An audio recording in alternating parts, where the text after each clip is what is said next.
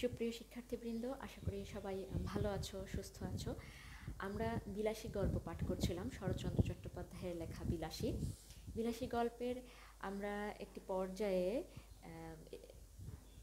রেখেছিলাম যে সেই পর্যায়ে আমরা দেখতে পাচ্ছিলাম মৃত্যুঞ্জয় একটি অপরিচিত নারী বিলাসী তার সহায়তায় তার রোগ মুক্তি পায় এবং ওই পর্যায়ে তার বাল্যকালের সঙ্গী যখন তাকে দেখতে গিয়েছিল ন্যাড়া, সেই গল্পকথক তার দেখতে যাওয়ার অভিপ্রায় এবং তখন বিলাসীর সাথে সাক্ষাতের ফলে সে যে নারী রূপের পরিচয় পায় সেই বিষয়টি আমরা দেখেছিলাম এবং ওই পর্যন্তই আমাদের গল্প পাঠ এর সমাপ্তি ছিল।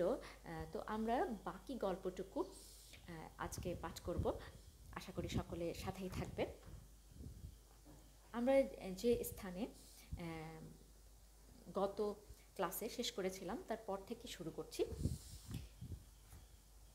কিন্তু সহসা সে শক্তির পরিচয় যখন কোনো নরনারীর কাছে পাওয়া যায়, তখন সমাজের আদালতে আসামি করিয়া তাহাদের দণ্ড দেওয়ার আবশ্যক যদি হয়তো হোক, কিন্তু মানুষের যে বস্তুটি সামাজিক নয়, সে নিজে যে ইহাদের দুঃখে গোপন অশ্রু বিসর্জন না করিয়া কোনো মতেই থাকিতে পারে না।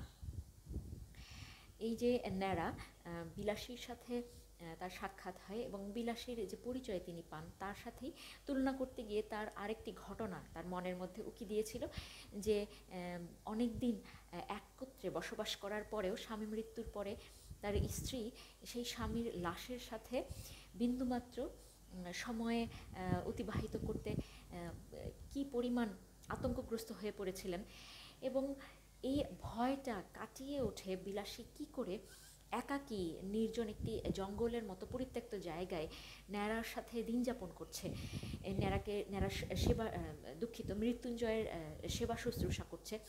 সেই বিষয়টি ন্যাড়াকে তার মনের মধ্যে এক ধরনের আবেগ এবং উচ্ছ্বাস এবং একই সাথে বিস্ময়ের অবতারণা ঘটায় যে এই ধরনের নারীও জগতে আছে যিনি এই ভয়টি কাটিয়ে একজনের পাশে এভাবে সর্বক্ষণ তাকে প্রেম দিয়ে, তাকে ভালোবাসা দিয়ে তার শুশ্রূষা আনয়ন করতে পারেন। এবং এই চিত্রটি দেখার পরে আমাদের হয়তো তার প্রতি তাচ্ছিল্য করার মনোভাবও জেগে উঠতে পারে যে একজন নারী কি করে একজন পুরুষের সাথে এভাবে দিন কাটাতে পারে। কিন্তু আমরা আড়ালের যেই বিষয়টি আবিষ্কার করতে অপারগ হচ্ছি, সেই বিষয়টি যদি কারো চোখে ধরা পড়ে, এই নারী রূপের এই শক্তির বিষয়টি যদি কারো চোখে ধরা পড়ে, তাহলে আমরা তার প্রতি আকৃষ্ট না হয়েও পারবো না।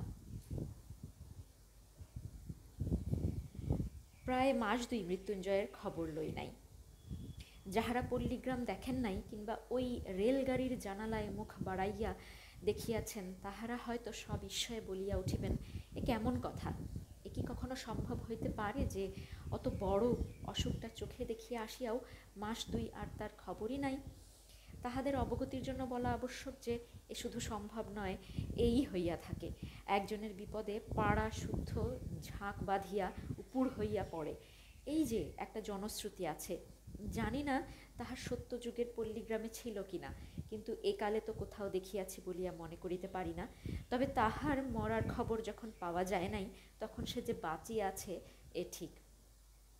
আমরা যখন কোনো নতুন খবর পাই, তখন সেই খবরের একটি আকর্ষণেই আমরা সেই কাজটি করতে উঠে পড়ে লেগে যাই। যেমনি মৃত্যুঞ্জয়ের অসুখের খবর পেয়ে ন্যাড়াও ছুটে গিয়েছিল তাকে দেখতে, কিন্তু এত বড় একটা অসুখে যে সে আছে জেনে আসার পরেও তাকে আর দেখতে না যাওয়া এবং তার কোনো খোঁজখবর না পাওয়াটা যে আমাদের সামাজিকভাবে, আমাদের এই সামাজিক মানুষ হিসেবে আমাদের যে একটি অভ্যাসে দাঁড়িয়ে গেছে যে আমরা মানুষের একটি অনাকাঙ্ক্ষিত বিষয়কে হঠাৎ করে জানতে পারার পরে তার প্রতি যে রূপে আকৃষ্ট হই, পরবর্তীতে সেই ঘটনাটা নিয়ে নাড়াচাড়ার কোনো আকর্ষণই আমাদের মধ্যে কাজ করে না, সেই বিষয়টি ন্যাড়া বলছে। এমনি সময়ে হঠাৎ একদিন কানে গেল মৃত্যুঞ্জয়ের সেই বাগানের অংশীদার খুড়া তোলপাড় করিয়া বেড়াইতেছেন যে গেল গ্রামটা এবার রসাতলে গেল। নালতের মিত্তির বলিয়া সমাজে আর তার মুখ বাহির করিবার জো রহিল না। অকাল কুষ্মাণ্ডটা একটা সাপুড়ের মেয়ে নিকা করিয়া ঘরে আনিয়াছে। আর শুধু নিকা নয়, তাও না হয় চুলায় যাক, তাহার হাতে ভাত পর্যন্ত খাইতেছে। গ্রামে যদি ইহার শাসন না থাকে তো বনে গিয়া বাস করিলেই তো হয়। কোরলা হরিপুরের সমাজ একথা শুনিলে যে, ইত্যাদি ইত্যাদি। তো খুড়ো মশাইয়ের এত রাগ কেন, এই বিষয়টা আন্দাজ করতে আমাদের বেশি বেগ পাওয়ার কথা নয় যে ওই বাগানের সম্পত্তি পুরোটাই এখন খুড়োর হাত ছাড়া হয়ে যেতে পারে। সেই বিষয়ের দরুনই সম্ভবত তিনি এই নারীর প্রতি, এই বিলাসীর প্রতি এতটা ক্ষোভ তিনি প্রকাশ করছেন এবং মৃত্যুঞ্জয়ের সাথে বিলাসীকে জড়িয়ে তিনি বিভিন্ন রটনা গ্রামে রটাচ্ছেন। আমরা যেই অবস্থায় ন্যাড়া বিলাসী এবং মৃত্যুঞ্জয়কে দেখতে গিয়েছিল, যে মৃত্যুঞ্জয় যে পরিমাণ অসুস্থ, মৃত্যুর মুখ থেকে তাকে ছিনিয়ে নিয়ে আসার কাজটি করেছিল বিলাসী, সেই জায়গা থেকে বিলাসীর সাথে সারা জীবন কাটানোর সিদ্ধান্তটা মৃত্যুঞ্জয় নিতেই পারে, এটা স্বাভাবিক ছিল। কিন্তু ওই সময়ে মৃত্যুঞ্জয়ের পাশে কেউ না দাঁড়ালেও বিলাসীর এই কর্মটাকে কেউ সম্মত দিতে চাচ্ছে না। এর পেছনে সামাজিক কিছু রীতিনীতিও প্রভাব ফেলে। আমরা সমাজে যে আচার নিয়মগুলো সেই আদিকাল থেকে পালন করে আসছি, বা আমাদের মনের মধ্যে যেই নিয়মগুলো গেঁথে আছে, সেগুলোকে ভেঙে সেগুলোর বাহিরে যাওয়ার ইচ্ছা বা আকাঙ্ক্ষা আমরা করতে পারি না, বা যারা করে তাদেরকে আমরা দোষারোপ করি, তাদেরকে নিন্দার চোখে দেখি, তাদেরকে গালিগালাজ করি, কারণ আমরা এই রীতিনীতিকে ভাঙার সাহস রাখি না। যে সাহস করে তার প্রতি হিংসাবশতই হোক বা তার প্রতি এক ধরনের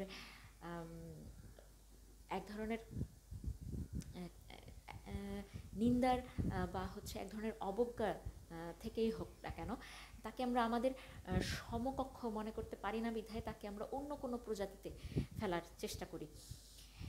তো এরপরে আমরা দেখি কি ঘটনা ঘটছে। তখন ছেলে বুড়ো সকলের মুখেই ওই এক কথা, এ হইল কি, কলি কি সত্যই উল্টাইতে লাগিল?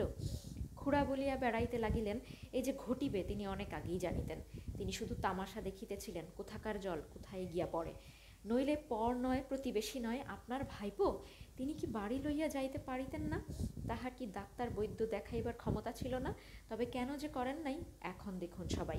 কিন্তু আর তো চুপ করিয়া থাকা যায় না, এই যে মিত্তির বংশের নাম ডুবিয়া যায়, গ্রামের যে মুখ পড়ে। খুড়ার নিজের অবস্থান সম্পর্কে যেহেতু কিছু প্রশ্নের অবতারণা থেকেই যায়, তাই তিনি নিজ উদ্যোগেই সে সকল প্রশ্নের জবাব দিতে গিয়ে এখন বলে বেড়াচ্ছেন যে তিনি চাইলে মৃত্যুঞ্জয়কে ভালো সেবা দিতে পারতেন, কিন্তু তিনি করেননি, কারণ বিলাসীর সাথে তার সম্পর্কটা কোথায় গিয়ে গড়ায়, বা বিলাসীর সাথে মৃত্যুঞ্জয়ের এই যে সম্পর্কটি তৈরি হচ্ছে, এই বিষয়টি কোথায় কোন পর্যন্ত গিয়ে শেষ হয়, সেই বিষয়টি দেখার জন্যই তিনি নাকি মৃত্যুঞ্জয়ের সেবার ব্যবস্থা করেননি। এইভাবে তিনি রটনা করছেন বিষয়টি, যাতে তার প্রতি অঙ্গুলি নির্দেশ না করা হয়। তখন আমরা গ্রামের লোক মিলিয়া যে কাজটা করিলাম, তাহা মনে করিলে আমি আজও লজ্জায় মরিয়া যাই। খুড়া চলিলেন নালতের মিত্তির বংশের অভিভাবক হইয়া, আর আমরা 10-12 জন সঙ্গে চলিলাম গ্রামের বদন দগ্ধ না হয় এই জন্যে। বদন মানে আমরা জানি হয়তো মুখ। এই গ্রামের বদন বলতে গ্রামের মুখখানি যাতে আগুনে পুড়ে না যায়, মানে আমরা যাতে গ্রামের সুনাম রক্ষা করতে পারি, এবং ওই মিত্তির বংশ, যেই বংশের ছেলে মৃত্যুঞ্জয়, সেই বংশের গৌরব যাতে ধুলোতে না লুটায়, সেই জন্যে যেন আবেগের বশে বা সমাজের রীতিনীতির উস্কানিতেই হোক, ন্যাড়াও অনেকের সাথে যোগ দেয়। মৃত্যুঞ্জয়ের পোড়ো বাড়িতে গিয়া যখন উপস্থিত হইলাম, তখন সবেমাত্র সন্ধ্যা হইয়াছে। মেয়েটি ভাঙা বারান্দায় একধারে রুটি গড়িতেছে। অকস্মাৎ লাঠিসোঁটা হাতে এতগুলি লোককে উঠানের উপর দেখিয়া ভয়ে নীলবর্ণ হইয়া গেল। খুড়া ঘরের মধ্যে উকি মারিয়া দেখিলেন মৃত্যুঞ্জয় শুইয়া আছে। চট করিয়া শিকলটা টানিয়া দিয়া সেই ভয়ে মৃতপ্রায় মেয়েটিকে সম্ভাষণ শুরু করিলেন। বলা বাহুল্য, জগতের কোনো খুড়া কোনো কালে বোধ করি ভাইপোর স্ত্রীকে ওরূপ সম্ভাষণ করে নাই। সে এমনি যে মেয়েটি হীন সাপুরের মেয়ে হইয়াও তাহা সহিতে পারিল না। চোখ তুলিয়া বলিল, বাবা আমারে বাবুর সাথে নিকা দিয়েছে জানো।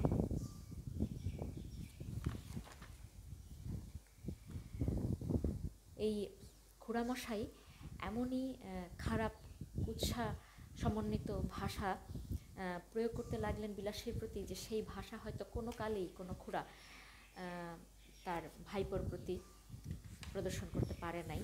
এইভাবে উদাহরণ দেওয়ার মানেই হচ্ছে যে এই খুড়া ভাইপো বা চাচা ভাতিজার সম্পর্কে কখনো এই ধরনের গালিগালাজ, এই ধরনের নিন্দা কথাবার্তা বা এই ধরনের অসহনীয় কথাবার্তা হয়তো কোনো খুড়ার মুখে কেউ আজ পর্যন্ত শোনে নাই। এমনই বিশ্রী গালিগালাজ তিনি বিলাসীর প্রতি করতে লাগলেন। খুড়া বলিলেন, তবে রে, ইত্যাদি ইত্যাদি, এবং সঙ্গে সঙ্গে 10-12 জন বীর দর্পে হুঙ্কার দিয়ে তাহার ঘাড়ে পড়িল। কেহ ধরিল চুলের মুঠি, কেহ ধরিল কান, কেহ ধরিল হাত দুটো, এবং যাহাদের সে সুযোগ ঘটিল না তাহারাও নিশ্চেষ্ট হইয়া রহিল না। ঘটনাটি আমাদেরকেও যেন এক প্রকার কষ্টে নিমজ্জিত করে দিচ্ছে, আমাদের শরীরেও এক ধরনের ঝাঁকুনি দিচ্ছে যে এ কেমন আচরণ, মেয়েটি এমন কি দোষ করেছিল যে তার প্রতি এমন আচরণ করতে হবে।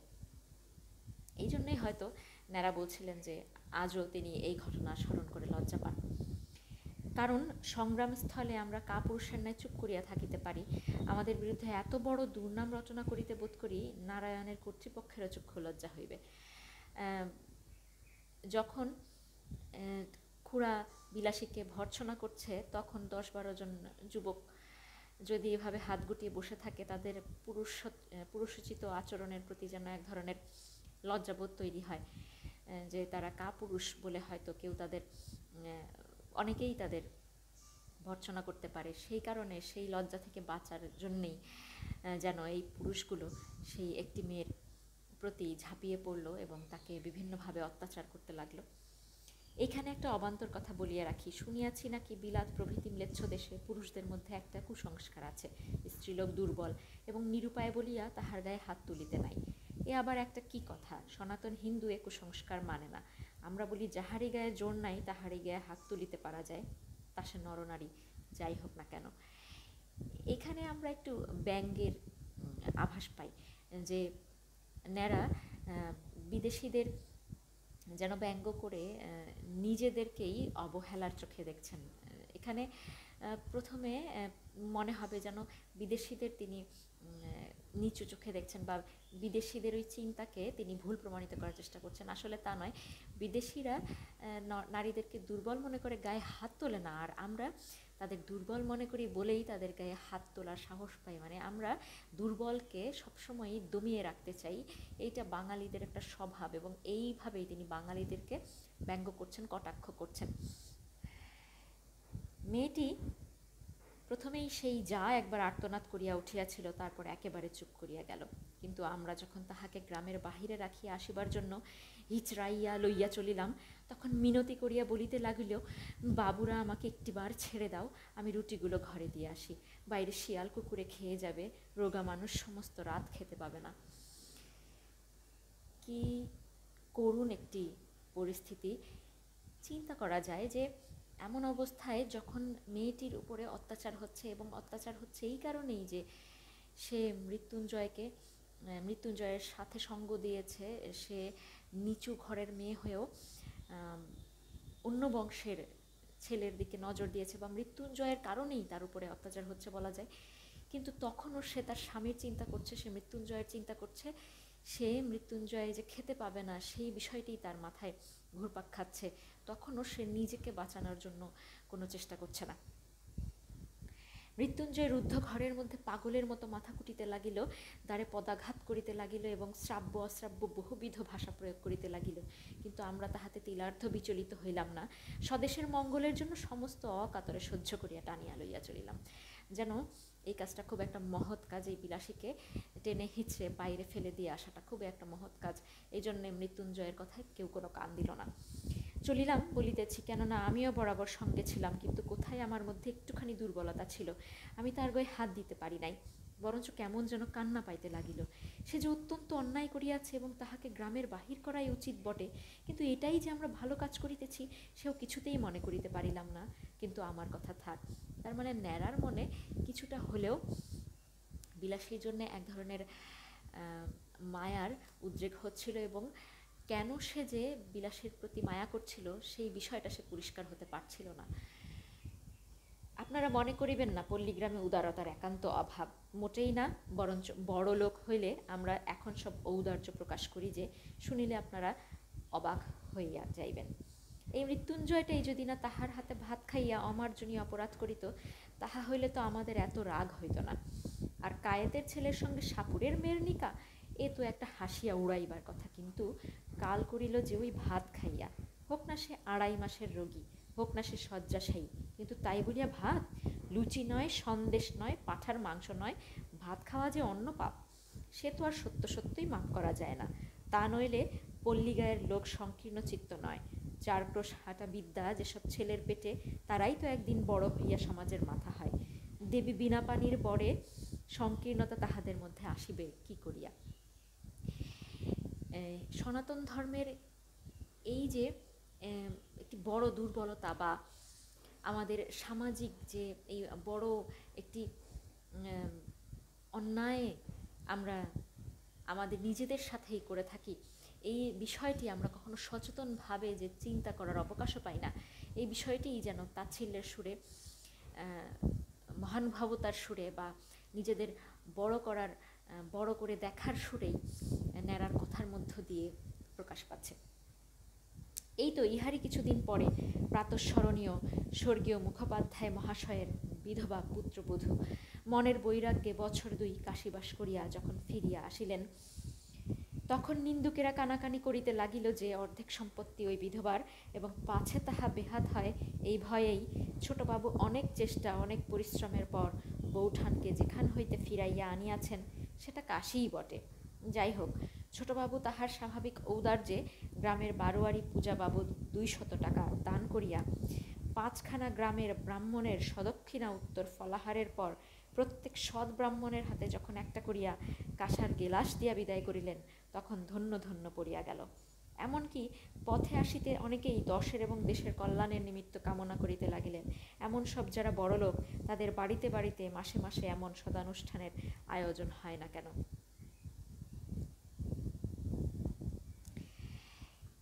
এই যে একটি ঘটনা নেরা উপস্থাপন করছে যে একজন বিধবা পুত্রবধূ, তিনি বিধবা, তার মানে তার স্বামী বেঁচে নেই। এই অবস্থায় তিনি কাশীতে গিয়ে বসবাস করে এসেছেন প্রায় 2 মাস ধরে।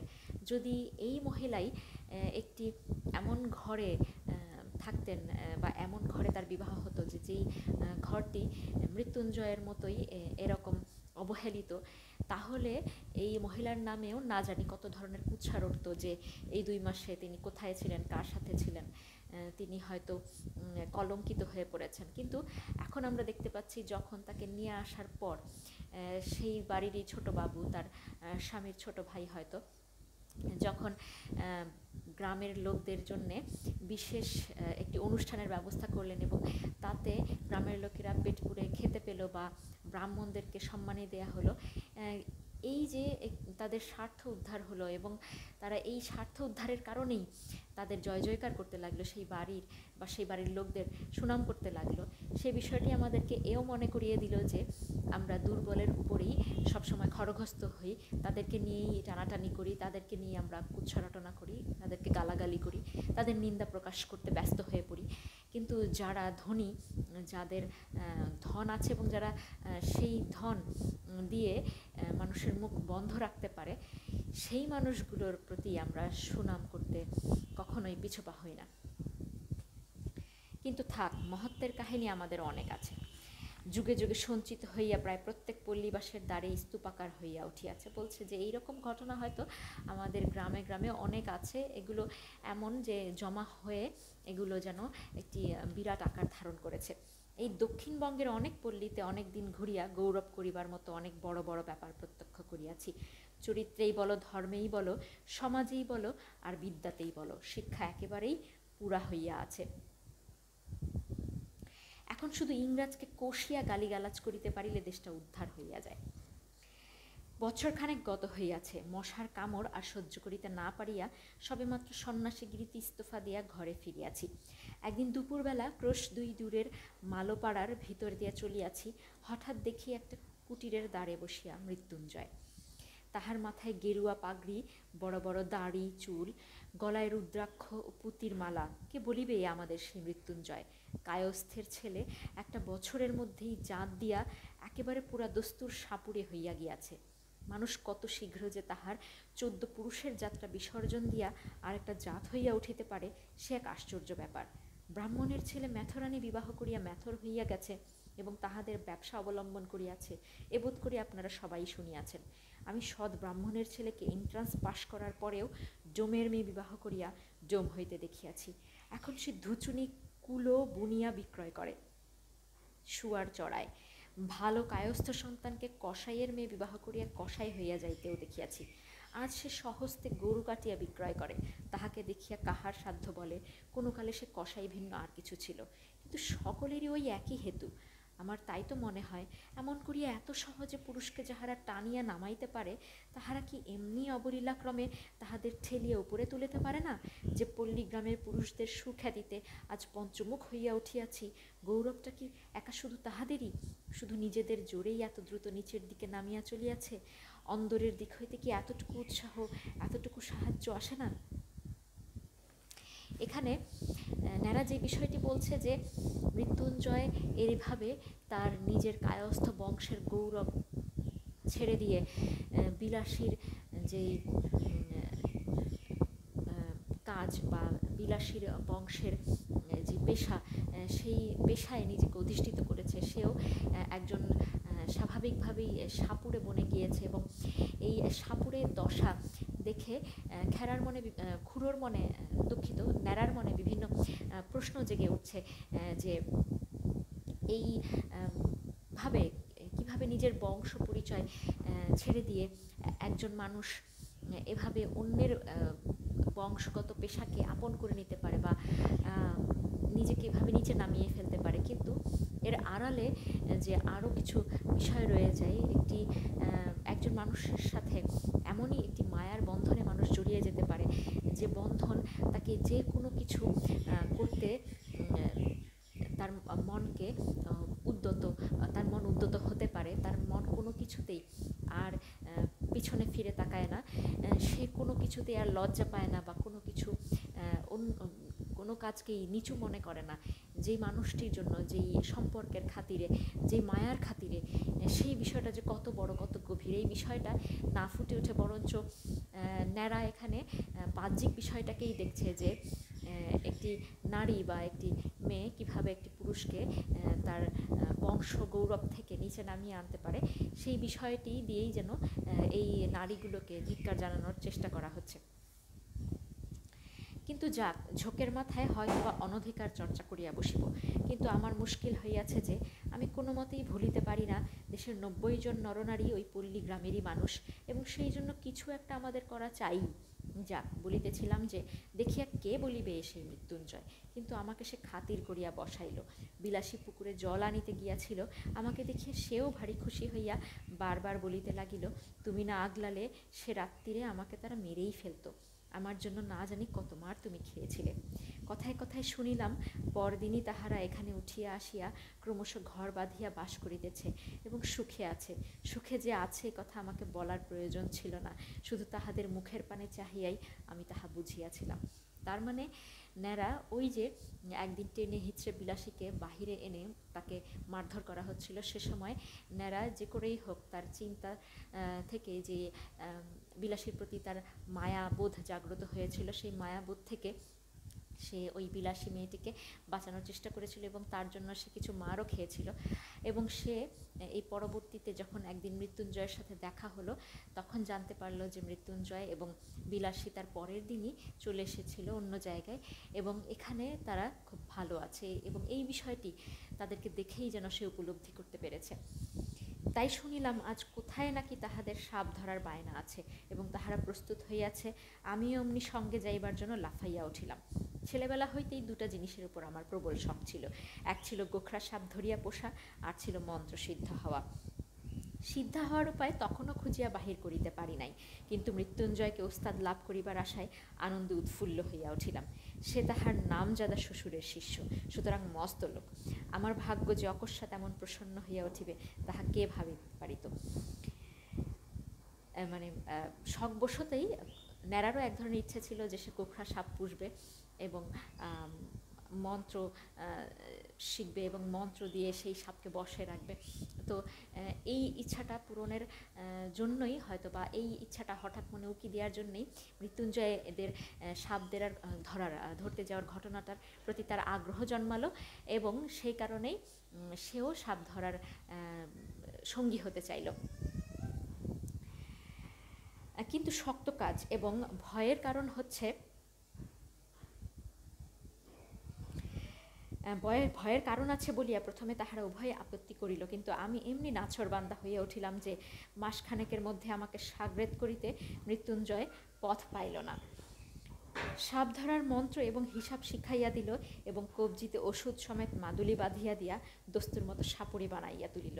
তাহলে আমরা দেখতে পাচ্ছি ন্যাড়ার এই ইচ্ছার কারণে সেও মৃত্যুঞ্জয়ের সঙ্গী হলো এবং মৃত্যুঞ্জয় তাকে তার শিষ্য করার জন্যই তার হাতে কবজিতে মাদুলি বেঁধে দিল, আমরা যে তাবিজ বলে থাকি সেই ধরনের। এবং সে তার পেছনে, মানে ন্যাড়া মৃত্যুঞ্জয়ের পেছনে এমনিভাবেই লেগে গিয়েছিল যে মৃত্যুঞ্জয় তাকে অবহেলা করতে পারেনি, তাকে সাথে নিতে বাধ্য হয়েছিল এবং তাকে এই সকল হিসাব নিকাশ শিখিয়ে দিয়েছিল যে কিভাবে সাপ ধরতে হয়, কিভাবে বশ করতে হয়। মন্ত্রটা কি জানেন? তার শেষটা আমার মনে আছে, ওরে কেউটে তুই মনসার বাহন। সাপকে বলছে মনসার বাহন, মানে মনসা যেন সাপের উপরে চড়ে বেড়াতেন, সাপকে বহন করতেন, সেই অর্থে মনসা দেবী। আমরা জানি যে মনসা একজন দেবী, তাকে দেবী হিসেবে সনাতন ধর্মে পুজো দেয়া হয়। মনসা দেবী আমার মা, ওলট পালট পাতাল ফোর, ঢোড়ার বিষ তুই নে, তোর বিষ ঢোড়ারে দে, দুধরাজ মণিরাজ, কার আজ্ঞা বিষ হরির আজ্ঞা। এই হচ্ছে মন্ত্র। ইহার মানে যে কি তাহা আমি জানি না, কারণ যিনি মন্ত্রেরও দ্রষ্টা ঋষি ছিলেন নিশ্চয়ই কেহ না কেহ ছিলেন, তার সাক্ষাৎ কখনো পাই নাই। বলছে যে এই মন্ত্র যিনি তৈরি করেছিলেন কেউ একজন পণ্ডিত নিশ্চয়ই ছিলেন, কিন্তু যে ছিলেন এই মন্ত্রের উদ্যোক্তা বা যে মন্ত্রটি যিনি তৈরি করেছিলেন তার কখনো দেখা নেরা পায়নি। অবশেষে একদিন এই মন্ত্রের সত্য মিথ্যার চরম মীমাংসা হইয়া গেল বটে, কিন্তু যতদিন না হইল ততদিন সাপ ধরার জন্য চতুর্দিকে প্রসিদ্ধ হইয়া গেলাম। সবাই বলা বলি করিতে লাগিল, হ্যাঁ ন্যাড়া একজন গুণী লোক বটে, সন্ন্যাসী অবস্থায় কামাখ্যায় গিয়া সিদ্ধ হইয়া আসিয়াছে। এতটুকু বয়সের মধ্যে এত বড় ওস্তাদ হইয়া অহংকারে আমার মাটিতে পা পড়ে না, এমনি জো হইল। তাহলে আমরা জানতে পারলাম যে কামাখ্যায় গিয়ে সন্ন্যাসী হওয়ার মন্ত্র বা সন্ন্যাসী হয়েও জীবনযাপন করে এসেছে এই ন্যাড়া। কামাখ্যা একটি স্থানের নাম, সেই স্থানে গিয়ে সন্ন্যাসী জীবনযাপন করেছিল এক সময় ন্যাড়া। যেই কথা আমরা এর আগে পেলাম যে ওই সন্ন্যাস অবস্থা ত্যাগ করেই সে যখন গ্রামে আসে তখনই মৃত্যুঞ্জয়ের সাথে তার দেখা হয় এবং এইভাবে সে সাপ ধরার সঙ্গী হয়ে ওঠে। বিশ্বাস করিল না শুধু দুইজন, আমার গুরু যে সে তো ভালো মন্দ কোনো কথাই বলিত না, কিন্তু বিলাসী মাঝে মাঝে মুখ টিপিয়া হাসিয়া বলিত, ঠাকুর সব ভয়ঙ্কর জানোয়ার, একটু সাবধানে নাড়াচাড়া করো। বস্তুত বিষ দাঁত ভাঙা, সাপের মুখ হইতে বিষ বাহির করা প্রভৃতি কাজগুলো এমনি অবহেলার সহিত করিতে শুরু করিয়াছিলাম যে সেসব মনে পড়িলে আমার আজও গা কাঁপে। আসলে কথা হইতেছে এই যে সাপ ধরাও কঠিন নয় এবং ধরা সাপ 2-4 দিন হাঁড়িতে পুড়িয়া রাখার পরে তাহার বিষ দাঁত ভাঙাই হোক আর নাই হোক কিছুতেই কামড়াইতে চাহে না, চক্র তুলিয়া কামড়াইবার ভান করে, ভয় দেখায় কিন্তু কামড়ায় না। যেমনি আমরা কোনো পোষা প্রাণী, গৃহপালিত প্রাণীকে যখন বেঁধে রাখি বা আমরা দেখি যে তারা ঘরের বাহিরে বা আঙিনার বাহিরে কোথাও যায় না, নিজে থেকেই আবার চলে আসে, তেমনি যেন সাপকেও কয়েকদিন বন্দি করে রাখলে সে শুধু ভয় দেখায় কিন্তু কামড়াতে আসে না। মাঝে মাঝে আমাদের গুরু শিষ্যের সহিত বিলাসী তর্ক করিত। সাপুড়েদের সবচেয়ে লাভের ব্যবসা শিকড় বিক্রি করা, যা দেখাইবা মাত্র সাপ পালাইতে পথ পায় না, কিন্তু তার পূর্বে সামান্য একটু কাজ করিতে হইত। যে সাপটা শিকড় দেখিয়া পালাইবে তাহার মুখে একটা লোহার শিক পুড়াইয়া বার কয়েক ছ্যাঁকা দিতে হয়, তারপর তাহাকে শিকড়ই দেখানো হোক বা একটা কাঠিই দেখানো হোক, সে কোথায় পালাইবে তা ভাবিয়া পায় না। এই কাজটার বিরুদ্ধে বিলাসী ভয়ানক আপত্তি করিয়া মৃত্যুঞ্জয়কে বলিত, দেখো এমন করে মানুষ ঠকায়ও না। তার মানে সাপকে যখন ওভাবে লোহার শিক দিয়ে পুরানো হতো সে যে কোনো কিছুকে ওই লোহার শিক ভেবে তা দেখে ভয় পেত এবং ওই শিকড়গুলো আসলে কোনো কাজ করতো না, কিন্তু ওই শিকড়গুলোকে মানুষের কাছে উপস্থাপন করা হতো যে তা দেখেই সাপ ভয় পালায়, এই শিকড়ের জন্য কোনো গুণ আছে এবং এই শিকড়গুলোকে মানুষের কাছে বিক্রি করে পয়সা উপার্জন করা হতো, যা বিলাসী পছন্দ করতো না, কারণ এটা পুরোপুরি প্রতারণা ছিল, একটি ঠক কাজ ছিল। মৃত্যুঞ্জয় কহিত, সবাই করে, এতে দোষ কি? বিলাসী বলিত, করুকগে সবাই, আমাদের তো খাবার ভাবনা নেই, আমরা কেন মিছামিছি লোক ঠকাতে যাই? আরেকটা জিনিস আমি বারবার লক্ষ্য করিয়াছি, সাপ ধরার বায়না আসিলেই বিলাসী নানা প্রকারে বাধা দিবার চেষ্টা করিত। আজ শনিবার, আজ মঙ্গলবার, এমনি কত কি। মৃত্যুঞ্জয় উপস্থিত না থাকিলে সে তো একবারেই ভাগাইয়া দিত, কিন্তু উপস্থিত থাকিলে মৃত্যুঞ্জয়ের নগদ টাকার লোভ সামলাইতে পারিত না, আর আমার তো একরকম নেশার মতো হইয়া দাঁড়াইয়াছিল। নানা প্রকারে তাহাকে উত্তেজিত করিতে চেষ্টার ত্রুটি করিতাম না।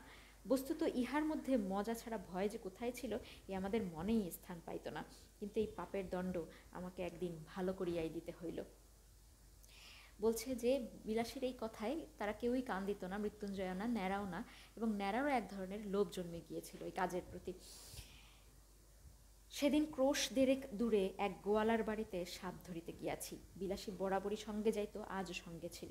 মেয়ের মেঝে খানিকটা খুঁড়িতেই একটা গর্তের চিহ্ন পাওয়া গেল। আমরা কেহই লক্ষ্য করি নাই, কিন্তু বিলাসী সাপুরের মেয়ে, সে হেঁট হইয়া কয়েক টুকরা কাগজ তুলিয়া লইয়া আমাকে বলিল, ঠাকুর একটু সাবধানে খুঁড়ো, সাপ একটা নয়, এক জোড়া তো আছে বটেই, হয়তো বা বেশি থাকিতে পারে। মৃত্যুঞ্জয় বলিল, এরা যে বলে একটাই এসে ঢুকেছে, একটাই দেখতে পাওয়া গেছে। বিলাসী কাগজ দেখাইয়া কহিল, দেখছো না বাসা করেছিল? মৃত্যুঞ্জয় কহিল, কাগজ তো ইঁদুরেও আনতে পারে। বিলাসী কহিল, দুই হতে পারে, কিন্তু দুটো আছে আমি বলছি। বাস্তবিক বিলাসীর কথাই ফলিল, এবং মর্মান্তিকভাবেই সেদিন ফলিল। তো আমরা আরেকটি ঘটনার দিকে যাচ্ছি, হয়তো এই ঘটনা আমাদেরকে এই গল্পের পরিণতির দিকে নিয়ে যাবে। এই ঘটনাই হয়তো আমাদেরকে এমন একটি বিপদের মুখোমুখি আমাদেরকে দাঁড় করাচ্ছে, যেটি আমাদেরও সহ্য করতে কষ্ট হতে পারে। সেই জন্যই ন্যাড়া বারবার বলছে যে এই